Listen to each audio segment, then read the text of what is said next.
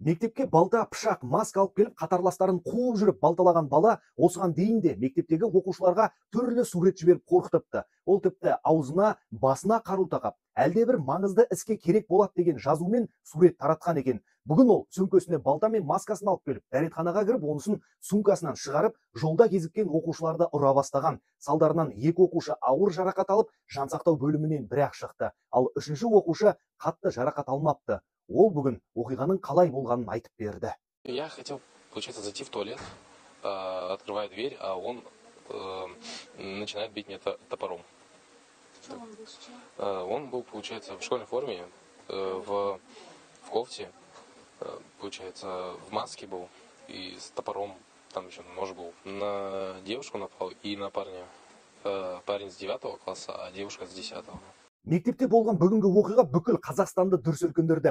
Әлгі оқушыларға балта алып жүгірген жеткіншек ақыл есінде ауытқуы бар екені белгілі болды. Тіпті 2022 жылдың 1 қыркүйегінен бастап сабаққа денсаулығына байланысты келмеген екен. Тек 28 қарашада төбе көрсеткен.